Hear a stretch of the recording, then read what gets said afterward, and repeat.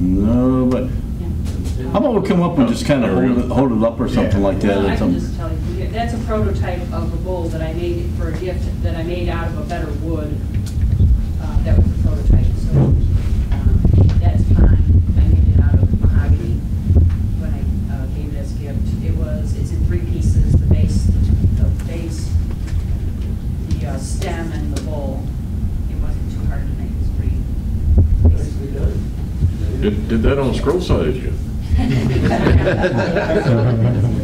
We release it every once in a while. You made each piece individually, and then did you center them up on a dowel or something? How did you center the pieces? Yeah, there's a dowel in there. You have to drill on the lathe if you want it centered. Mm-hmm. I didn't review the instructions right away, and I drilled something ahead of time, and it was not centered, so I had to plug it and re-drill it. So you really have to drill on the lathe if you want it to be centered. It's a whole lot easier that way. Anybody want to talk about this? It actually doesn't have a dowel, but tendons. Oh. That's just an article that it was in a wood magazine I just got. I looked at it and I said, that'd be a cute little gift. And so I made a copy of it to put up there. If anybody wants a copy of it, I'll make a PDF file and send it to you. Just on the back side of that, just put your email address. All right. It was kind of a cute, simple box, or not box, but a set of posters.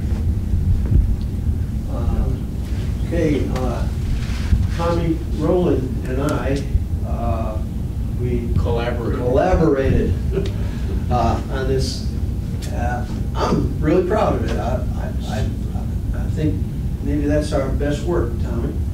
So I want with the ornament project, I kind of hope for more collaboration between people and between groups, and I managed to force a little bit, but it didn't work out. I'm kind of still hoping that with U-turn dates we can get, but my wife preempts my schedule every U-turn day, so I haven't made one yet, but we'll get with Rob and we'll try to do some more of that. Just don't let her know when it is. Just don't let her know when it is. That, you know, that's a thought. What was the wood in the main body? Tommy? I don't remember. I think the red wood is probably blood wood and the other wood is found. I have no idea what it is. The finials are maple.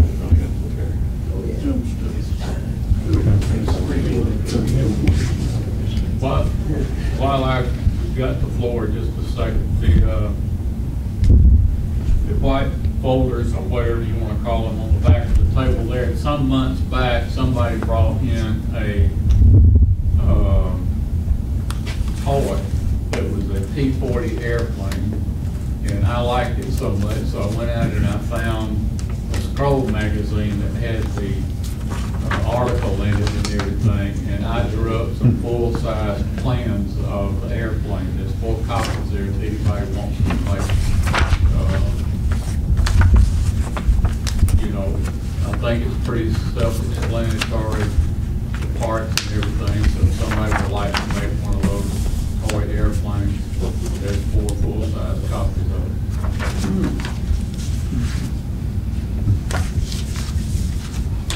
And I'm not responsible if the plans don't work because I haven't built the plane. And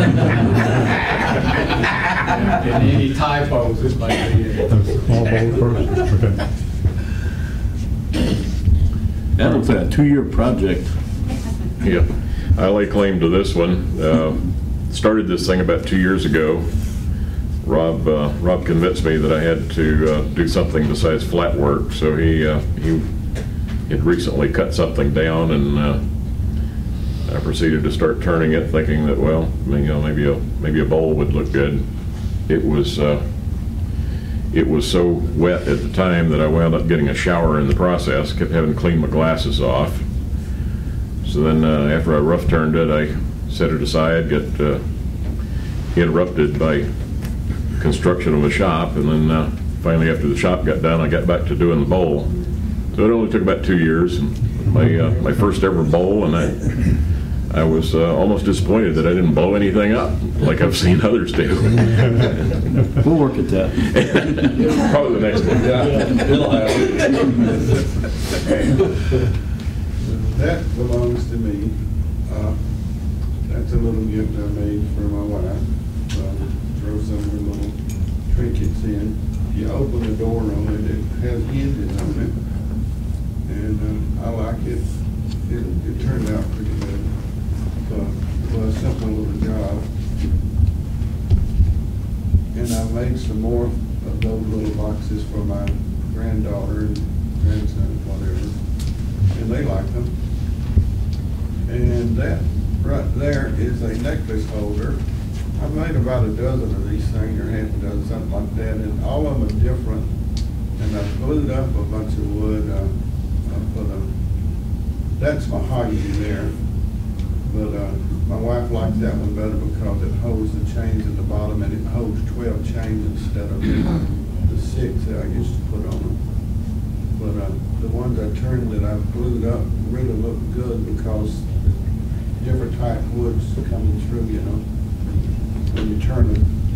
But that's what that is. It's a necklace holder. You must just have too many necklaces. Okay, that one's mine. That's the only portrait I've ever made. And I think when I first joined the club, Rob brought a lot of the portraits in, and I was, it was the first time I'd ever seen one, and I was very surprised that you could do something like that in wood and actually tell who the person was. So I took a picture of my wife and sent it to one of the scroll saw websites, and got 5 or 6 patterns back that didn't cost me anything. And I did that, and it actually turned out to look like her. And it was kind of a neat present, because when you give somebody like that and it's them, it just, I think it means a little bit more to them. So if you want to try that, I would encourage you to try it, because once again, you can do it without any cost. And it does kind of force you to do something with a scroll saw. That's an Arnold Volker pattern, German scroll saw. He's famous for that. That's maple, the walnut base. Just kind of intricate cutting. I don't remember how many hours it took to cut, but it was a long time.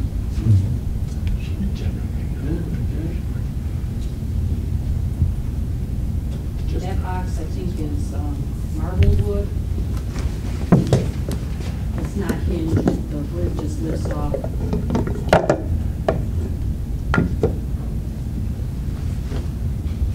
that has a interesting joinery. They slide, the corners slide together. It's a little hard setting up the table saw for those cuts, but they fit together inside each other. Like half lap, sort of. I guess I don't know how to describe it.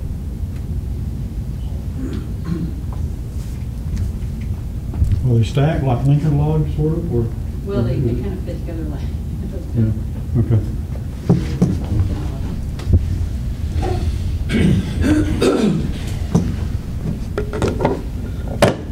I did puzzles one year, and when Ron Harvey saw that, he asked if I gave a picture of myself to everybody as a present. The answer is no. All the ones I gave as presents are owned by the people who got the presents. This just happened to be around my house. But once again, that's an example of something that you can personalize a present with. And you know, if you've got a child or a grandchild, you can take a picture of them and actually make a puzzle for them, and it's just kind of a neat thing to do. The only thing that runs into a problem when you do ones of the pitch, I did some 8x10s of the grandkids, you know, one at a time, and they never took them apart. Their parents put them all up on a shelf.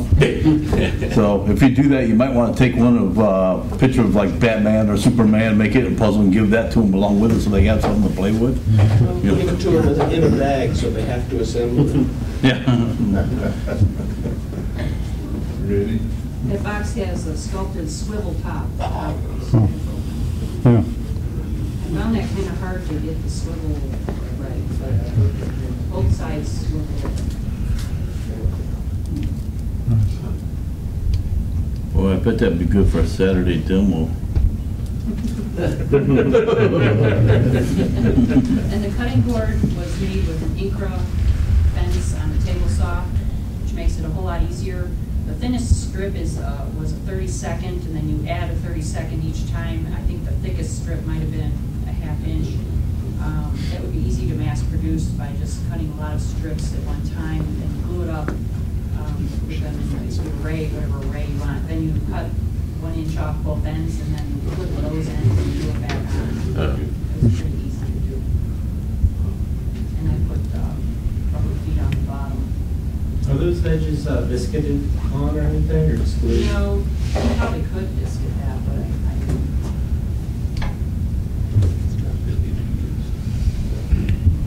Those are a couple of reindeer that I made, and I actually got the templates from Bill Baker. I think you brought them in maybe 4 years ago. I made, I think, a half a dozen sets of those one Christmas. Made them out of walnut. The first couple that I made, I actually hand filed, and that's what prompted me to buy an oscillating spindle sander. But once again, you can knock out a couple of sets of these in an afternoon, and they're actually a pretty nice present. So the latter ones I've made in Spanish cedar and dyed them with a walnut dye. It's a lot cheaper that way. Use a bandsaw. Yeah, I cut them out with a bandsaw. The thing to be careful with on those, if you use a bandsaw, it's a compound cut, and when you're running through the second cut, the first couple of mine, I ran it through the head first with the head high, and bandsaw caught it and slapped it down on the table and kind of pulls your hand into the blade. So if you're going to do that, use a glue gun and just glue a scrap piece under that to support it. That's the safe way to do it. What about if you tape the cutoff? What about if you, on the cutoff that you would have, what about if you tape that back on there? You can tape it. I just glued it on with a glue gun. Okay. The important part is not how you attach it, but just make sure there's some support under it, yeah. Those are mine. I made a couple of them and showed them to a couple of people, and that's what I wound up with. That cross, well, that knob on the top, that's compound sawing with a scroll saw. There's another picture behind that too of some wine bottle stoppers I made.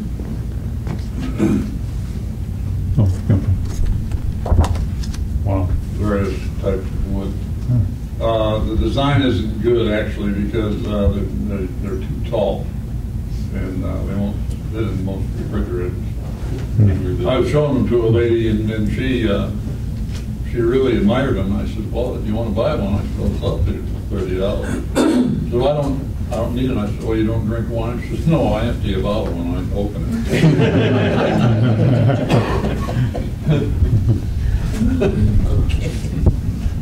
I just screw the cap back on. A fretwork clock behind it there that I did.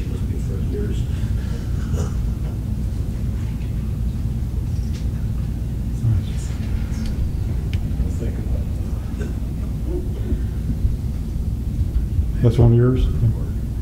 Pardon me? That's one of yours, Dick? Yes. Then that round game board in the front, that's one of those jump marble boards. That's out of walnut. Use a router bit to cut the holes in there? Pardon me? Use a router bit to Oh, yeah. How did you get the finish so it looks like there's almost water in them, each one of those holes? Little holes. It looks. I forgot. I had made several of them, and it was quite a while ago. I don't know. I think it was sprayed. Well, it starts by sanding the wood really good. Because you can't get a finish like that if you don't sand it good. Later, Jack. You know what help I can get. And that's a cross section.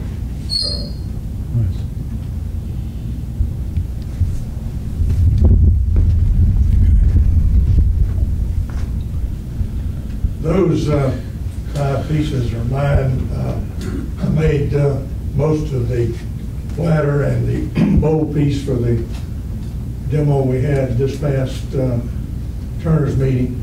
That's a piece of maple that was actually a cutoff off a crotch piece I wanted to make a bowl out of, and I just threw it aside, and it sat around for over a year, and I found before the platter demo, I was able to make a thin platter out of it. The other large piece in the back is a piece of red oak crotch piece that was felled in the neighborhood back in '09, and I roughed it out, and as Bob was saying, let it sit around for a while.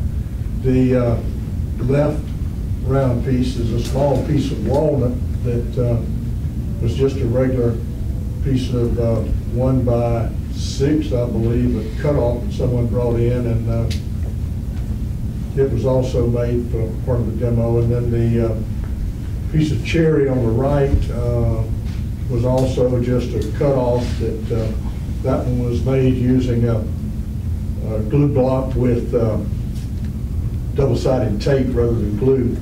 And then the lidded vessel in the front, that was part of the Jimmy Kluge class. We did 2 pieces in that class, and that was made out of a piece of black cherry from my backyard and a piece of dogwood inlay also from the neighborhood. So those will be Christmas gifts this year.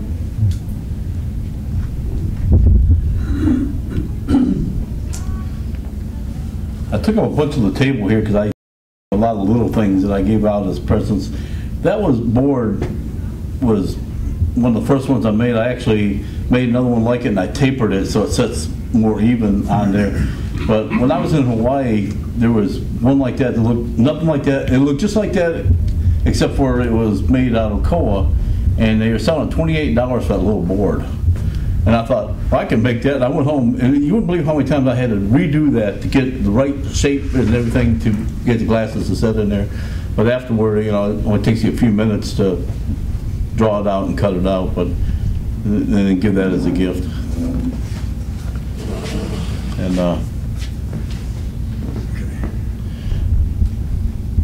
little reindeer, you know, it's actually something that we put out for Christmas time, but I gave it to all the family members and stuff as a gift so they could use it during Christmas, you know.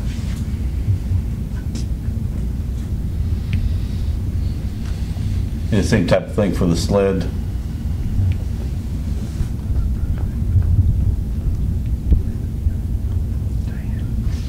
And the cross, my wife wanted me to make, you know, some for her for work, and every time she did that, she wanted one for each person she worked with. So I ended up making, you know, the cross, potpourri, a bunch of these things. I ended up making like 8 of them.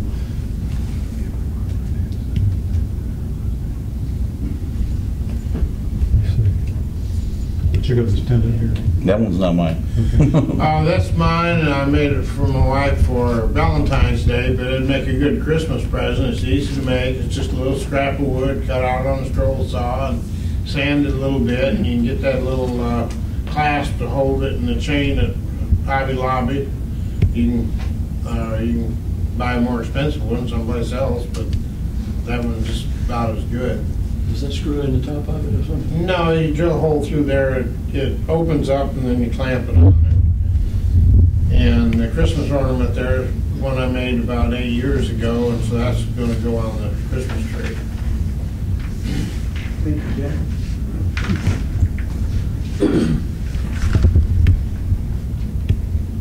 Well, the guitar case was something that I worked with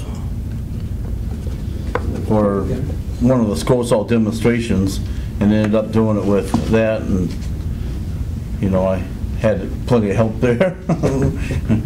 George and I worked on this for a while. We put it up like a cooking show type of demo. We made a bunch of the guitars complete, a couple just different things, but I've given out quite a few of those as a gift. My son-in-law plays guitar, and a lot of people really liked them. You know, and it's not hard to make. It's pretty quick. Just set them aside so you got more room.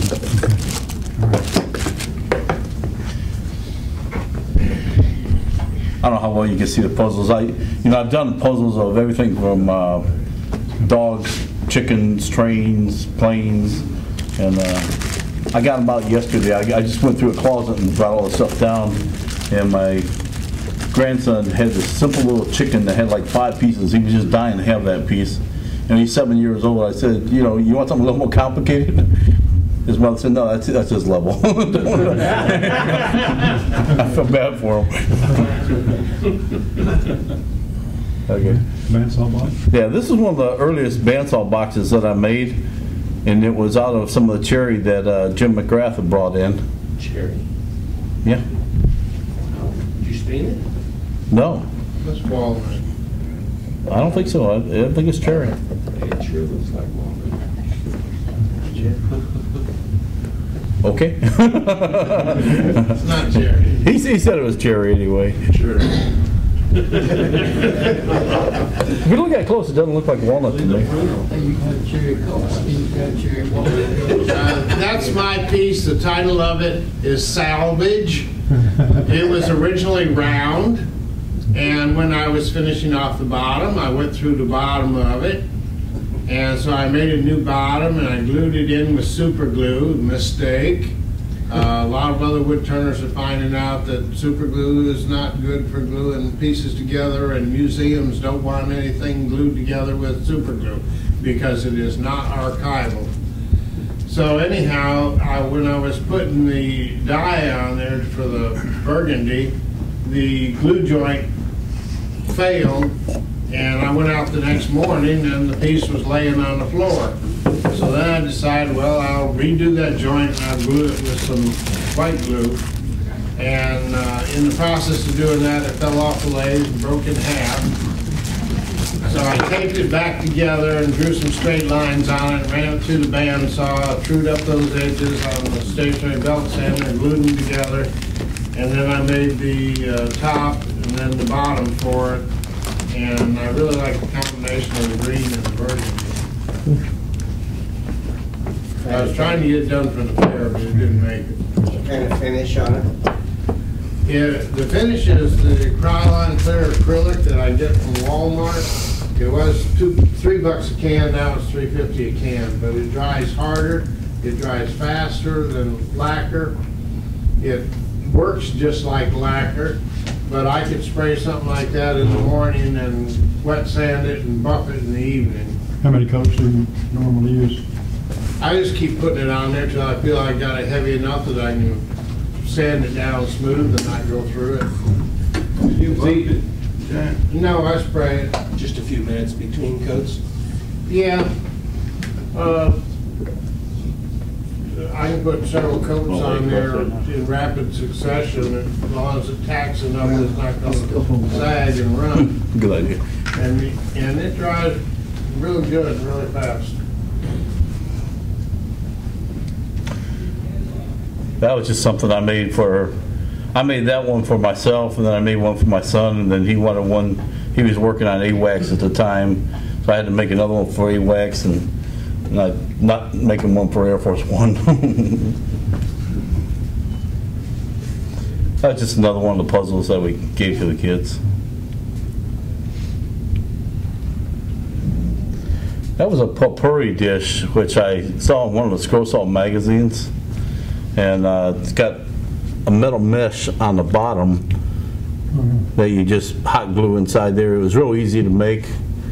You know, if you're gonna make some, I just ran, you know, I took the long piece, ran it off on the router for the different sides, glued them up, and, you know, made probably about 8 of them at the time.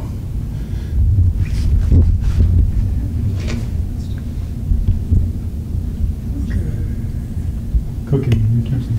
That's one that I did. Those are some salad tongs, and the wood is bent, and they sort of spring. The good thing about those is they kind of spring together and apart, and then if you turn them inside each other, they lay flat.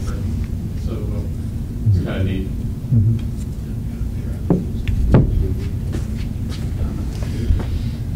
That was a napkin holder again. I think that was in one of the Scroll Salt magazines. Yeah, I made quite a bit of those. You know, the only thing I noticed difference on them, the one in the Scroll Salt magazine had a really small gap in between. You couldn't put that many napkins. Later on, I actually made them even wider than this. So, you know, at the house, if you want a lot of napkins, you can adjust it to however you want to make it. Question in the back. We go back to the tongs. Tell us how you did that. It's been several years ago. I think, from what I remember, I had to soak the wood and then sort of pry each one apart and then put a piece in there just so they would stay there. And then after 2-3 days, you could pull them apart and the wood was permanently bent. And then it's just a brass rod that goes through the bend. You got into it, you're done in 10 minutes. That was just a stand-up thing that I made. I just took a picture, cut it out. You know, I printed it, put it on the board, and cut it out, and then you just use it as something you can just set up on a monitor or something like that so you can see the grandkids. I actually saw a picture place in the mall does something like that out of plastic. It was pretty easy to make, and yeah. Screwdriver was just one I turned. It was a pretty quick project and made a bunch of them. The guys really liked that. You know, I gave that to my son-in-law and all them. Where am I? Okay. Salt and pepper shakers? Salt and pepper shakers are mine. I no longer work at that other store. I was working there part-time, wasn't taking any money out because I was spending it all there. And my last week there, I loaded up on everything, which includes those salt and pepper shaker inserts. And I'm sorry, but the only store I know of where you can get them is from Rockford. You turn whatever you want and do a 1-inch bore with a Forstner bit on the lathe. That's the only way you can bore that if you want them centered, and they're fun. So there's 3 sets of salt and pepper shakers there. I like playing with Banksia pod. There's a glass insert tube in that for butt base. The tube is not glued in. You go through 3 or 4 of them every time you hand it to somebody. It comes right out. And then when Rob was talking about napkin holder, the acrylic stand for my wine stoppers. Yeah, that's a napkin holder from the Container Store. Oh, that's a good idea. Yeah. It's a good idea. And it's wonderful. The holder, I think, was $6. Put masking tape over it, bore it with Forstner bit, and sand it out. And everybody makes wine stoppers, and everybody learns that it's so easy to make the tall ones because they're fun, but they're not worth anything because people can't put white wine in a fridge. I have a bunch of them at home. I just grabbed what I thought was unique. I think the Banksia pod in the front is unique. And Rob, if you would pick up, that is redwood burl. Cool. Yeah, it's sharp. And that has CA finish on it. Which one you want to show? The black one with the terrific looking button on top. Anybody in the Army recognizes that off a set of Class A's. Oh, so you just drilled it out and glued it in there? Yep. Oh, that's great. It won't work on Air Force buttons, I'm sure. Yeah. That's in a piece of ebony. And then the one directly under your hand was fun. That's an inlay of turquoise and CA. Oh, that's sharp. It is. It's a nuisance to do. It's a real nuisance to cut that after it hardens, but it's fun. Did that guy realize you were cutting the buttons off his clothes while he was marching? Yeah, I had to run up and catch him. That's a piece of E-tape. Like I said, I just grabbed the odd ones that I had. That blew up. Obviously blew a very long one up. There's a wine stopper. There's the handle to a cheese board knife. Okay. Different pattern, but there's a set of salt and pepper shakers. Just all the junk you have around the shop. Just glue it up, start whacking it up. I'm gonna check these out. That's pretty neat. They're proud of them.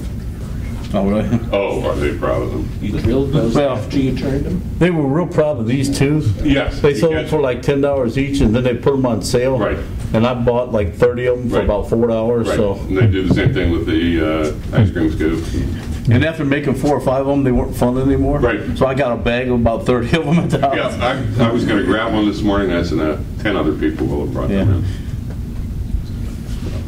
That was just one of my scroll saw portraits, but that's been a real popular one that I gave out to different friends, and then I've sold at little craft shows and stuff like that. There's a lot of other stuff that you know, you can make on here. I've made a lot of bottle stoppers, just hundreds of ink pens that I've given away as a gift. Not only for Christmas gifts, but, you know, when we go out to somewhere like Longhorns or something like that, along with a tip, I usually leave an ink pen. Some people suggest I put a little card on it and say, thank you for your, you know, service or something like that, without putting the name or anything, because I'm not trying to sell them or anything, but, you know, it's nice little gifts to give away. And you don't have hardly any money into it. You know, you take one of the regular slimline pens with the wood and everything, I've got like $2.20 into it with all the parts and everything. And then I love making them, so, you know, it's great to make a gift that you can give somebody that it really thrills them, and it's nothing out of your pocket, you know. Workman? Ralph? That guy right there. Speak up. I made 3 of these benches for grandsons one Christmas. They've all still got them, but I want to get them started in woodworking. We add on to that. What he did is, along with the benches, he put their names on them. This is my son's, and I took this yesterday. But he made these 15, 17 years ago, and they still use them. And it's something that he won't get rid of. He also gave them, on the pegboard, a set of tools. Hammer, saw, just hand tools, the hand drills, and it really sparks the imagination of the kids and creates a bond between you and your grandchild or whoever. Because now they're going to be doing the same thing Grandpa was doing. And in fact, my son started making some things. They were just really crude little birdhouses and things, but he would go to the craft shows with his grandfather then.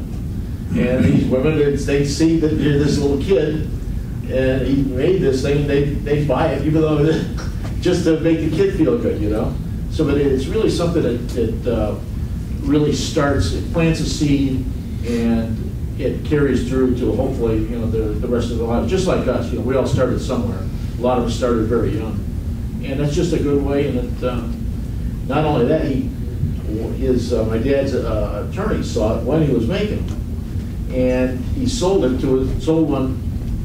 to the attorney for his son. And I know he still has it, and the one he sold paid for all the rest. So it's just a good project for a grandfather to make, or a father to make for your son. And you'll see that you know, it's been customized by my son when he was a kid. He put the little handyman stickers and stuff on them, you know. It's a pretty neat thing to do for your kid or grandchildren. Okay.